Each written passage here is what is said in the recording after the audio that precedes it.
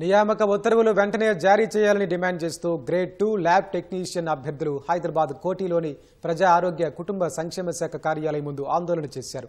2024 నవంబర్లో 1284 lab technician పోస్టుల భర్తీ కోసం నిర్వహించిన పరీక్షలో ఎంపికైన అభ్యర్థులకు కౌన్సిలింగ్ ప్రక్రియ పూర్తయినప్పటికీ నియామక పత్రాలు ఇవ్వలేదని అభ్యర్థులు ఆవేదన వ్యక్తం చేశారు.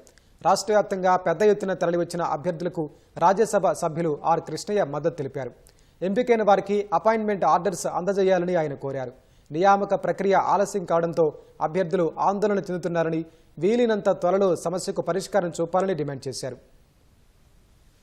సెలెక్ట్ అయిన వాళ్ళందరూ దాదాపు 2-3 నెలల నుంచి వెయిట్ చేస్తున్నాం. పంచాయతీరాజ్ కోడ్ రావడం, అన్ని ఎన్నికల కోడ్ రావడం, బై ఎలక్షన్ కోడ్ రావడం తోటి ఆగిపోయింది.